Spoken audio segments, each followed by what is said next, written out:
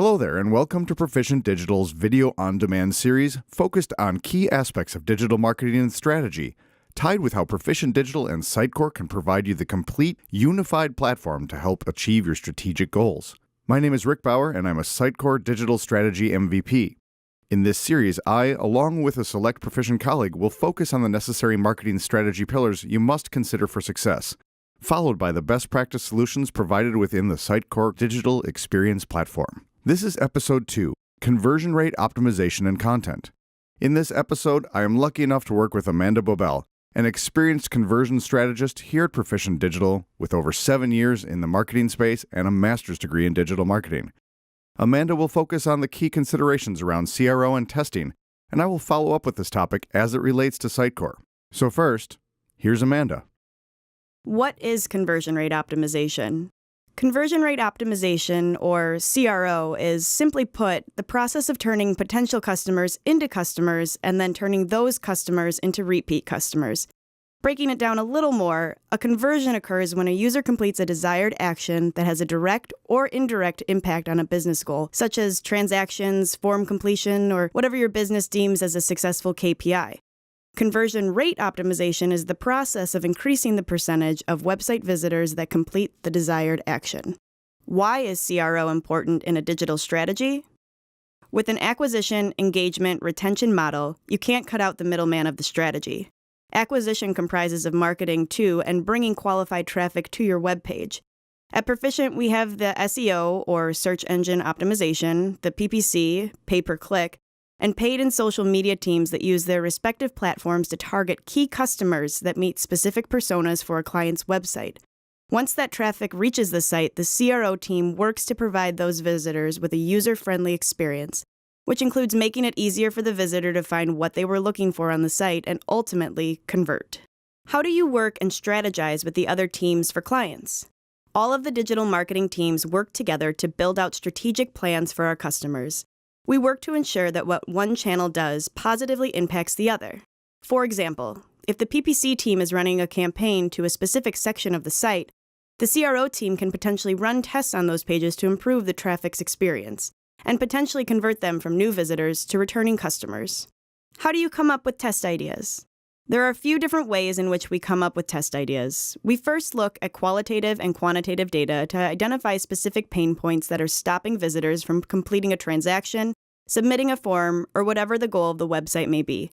From a quantitative data perspective, we look at a variety of different data points such as top landing pages, bounce rates, time on page, conversion funnels, and goal reports in order to numerically see and compare how users interact with different sections of the site. Qualitatively, we use tools to gather reports such as heat maps, scroll maps, and user playbacks so we can see exactly what a person clicks on, sees, or doesn't interact with on different pages and conversion funnels.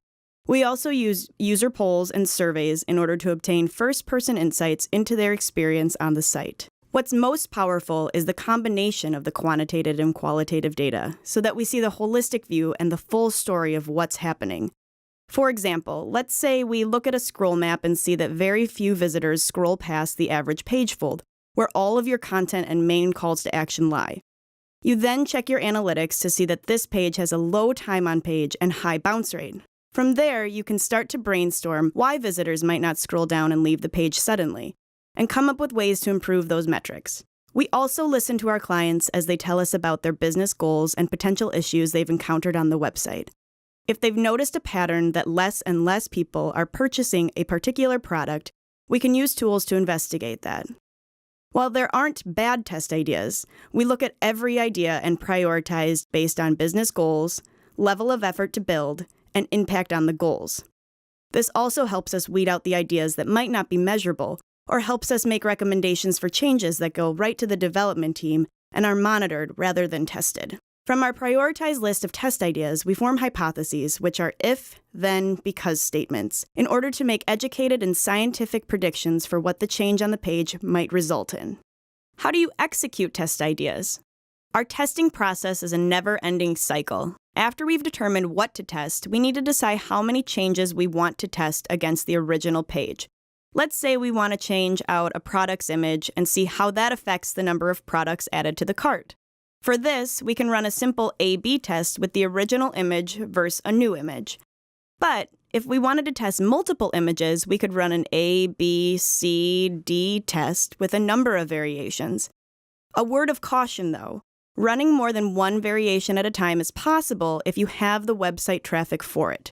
The more traffic your site has, the less time it will potentially take to reach statistical significance for a specific variation. There are other types of tests that can be run, including multivariate tests. This is when you change multiple elements on a page at once and run that new page against the original page. We then determine what assets we need for the test. For example, if we're changing out an image on the page, we need the new image that we want to test the original against. Or if we want to change verbiage on a call to action, we need to come up with that new text. From there, we go into our testing tool and set up the test. Many testing tools provide easy-to-use WYSIWYGs, or what you see is what you get editors, so you can manipulate the page by clicking on a button. For more elaborate test changes, such as adding in dynamic elements to a page, we write code specifically for that test. Next, we set up the specific page targeting. If we're running a test that's aimed at product detail pages only, we look at the website's URL page path patterns to set the test up so they include only the desired pages. Or if a specific landing page was created, we pull in that page's URL. After you've set up the page targeting, how do you specify what type of traffic you're going to target? After that, we specify the test audience, or who do we want to target this test to? Many tools provide a way to target very specific segments of users, including device type, geolocation, buying habits on the website, or by campaign parameters, such as someone who comes from a paid search ad. We can also target all visitors that come to the site, and then when we analyze the results, segment by different audience types. Once we've completed the page and audience targeting, we set up the goals. How do you determine test goals? The test goals are extremely important for deeming a test winner, so we take time to define them. For many testing platforms, a test variation is either a winner or a loser based on the primary goal and whether or not the variation outperformed the original when measured against that particular goal. We aim to make sure this goal is aligned with the company's primary KPIs, which could be transactions for an e-commerce website or form completions for a lead generation website. We also set up secondary goals to see if our test positively or negatively affected other important metrics. For example, if we see that a test variation is winning in terms of the primary goal of transaction, but losing in terms of a secondary goal of revenue, we should look into what might be causing this during the test reporting stage. It does not mean the test is a loser, but could lead to iterations of the original test idea in order to improve both transactions and revenue for the primary and secondary goal. After the test is finalized, we launch it and watch the results come in. We wait until we have statistically significant results, or results that are not due to chance or underlying visitor behaviors, before stopping a test or making any permanent decisions for changes to what's just been tested. How do you report test results? Every test provides unique results. Even when a test loses, we still learn something. After a test reaches statistical significance or is inconclusive, we start analyzing the data right in the testing tool. What happens to the primary goal? Did the original or variation perform better for that goal? What happened with the other goals? Can we segment the results different ways, such as by device type or traffic source? There are many ways to look at the data and even more ways to interpret. We also take into consideration the data that comes in from other tools, such as an analytic program. With our testing tools, we can integrate the test data into analytics platforms in order to look at other metrics and compare across a wider range of data points. Also, depending on the qualitative tool a company uses, we can pull that into the reporting for a holistic data view. The test reporting process is crucial for understanding what happens during the test, how it impacted the visitor's behavior, and if we accept or reject the test hypothesis. When should a company start and stop testing their website? The short answer is, you should never stop testing. Even if you've been running tests for months and months on end, and you think your site is optimized, there is always room for more improvement. If you reach a point where your company wants to redesign the look and feel of your website, you can use the same strategy to test into your new design in order to mitigate losses. It's easier to test first and understand what will and won't work with a layout as opposed to redesigning, launching, and watching your sales plummet. So this is the general CRO process that can be incorporated into a wide variety of different platforms, be it commerce, B2C, or even B2B. Now, Rick will speak to how to approach these strategies within Sitecore. Thank you again, Amanda. At the center of Sitecore is a powerful marketing suite that, out of the box, can provide the necessary tools for CRO, drive testing and personalization, and ultimately improve and expedite conversion as related to your KPIs. Engagement value scoring and goals are an ideal starting place in Sitecore and essential for building strategy, driving testing, personalization, and relatable analytics that are meaningful to you, your business, and are all built into Sitecore without having to place a single tag. Content authors can also easily support your SEO strategy with meta tagging, alt tags, follow-no-follow control, and through a workflow that supports review and approval of all predetermined content by your SEO team. You will have full governance over SEO and content before publishing. Use the Sitecore rules engine and campaign tracking to personalize and measure engagement based on organic and PPC search. All of this tracking can be used to drive personalization and automation and is available within Sitecore Analytics for monitoring performance. Sitecore empowers your marketing team with key information to work with PPC and CRO teams.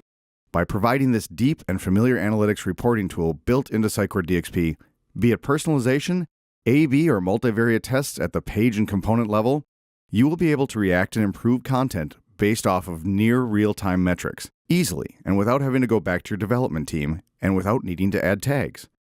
The content marketer can therefore quickly react to plans that the SEO, PPC, and CRO teams recommend, or even form their own hypotheses to run their own tests. Plus, again, you can incorporate these teams into your workflow for review of tests before publishing. Beyond the built-in analytics tool in Sitecore, one key support to CRO efforts is the Path Analyzer. This powerful tool shows traffic progress throughout your site or sites with strong indications of where content is performing well and where a test could be run for improvement. Most importantly, it also takes into account your engagement value scoring, so it's not just visits and bounce rates. You are seeing traffic based on the goal values that you have set up. Beyond the basics of Path Analyzer, you can set filters and define paths to be able to see traffic based on certain criteria.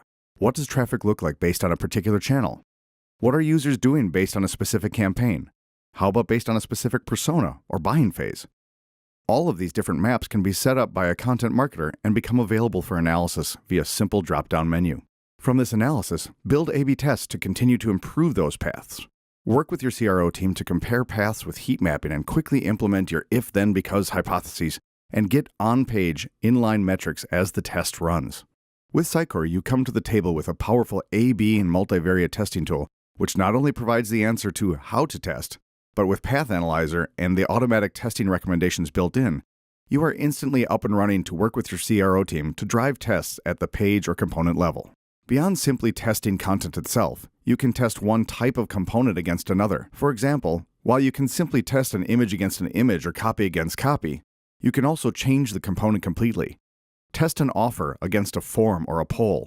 Test a static banner against a video. With Sitecore Analytics tracking your tests from simple to complex, you as a tester set up the parameters like audience, confidence, and tie it to a goal. And Sitecore can track and automatically close the test once traffic and success criteria are met. Or, of course, work with your CRO team to review and manually close the test. Review your test analytics against campaigns, channels, segments, and so on. Plus, with Sitecore Machine Learning, it will take testing even further by automatically creating tests based on versions and goal performance. So again, your organization has created a set of several goals, and you can test against any or many of them at once, and start to look at the component or page level to see how your tests and content are performing against those goals and primary or secondary KPIs. Through a goal workshop, a CRO and Sitecore strategist work with you to help define values that drive rich insights to make your tests results clear based on your organization's business value. Using tools like Sitecore's built-in testing, built-in analytics, the Path Analyzer, and tools like heat maps and scroll maps that your CRO provide, you can run multiple tests at the same time and count on Sitecore to support you and your team with integrated data to drive decisions. Sitecore is well suited for the never stop testing role, and in fact is always testing or recommending tests for you based on new content versions and comparing that version against the previous. Test content against content or even component type against a different component type. again, like a form versus a poll or a banner versus a video, and run several on a page. Sitecore will handle the calculations based on traffic and your goal for the test, including even trailing value that will look at users' goal values over time based on the test. Sitecore DXP is built on the principle of testing and personalizing to drive toward improved conversion, the toolset will make life for your team easier on a day-to-day basis. When working with Perficient, we provide CRO, PPC, and SEO experts to help deliver strategy around your content. And with a Sitecore Strategist, we tie it to the powerful tool that you have to drive digital marketing success. Because at Perficient, end-to-end is just the beginning.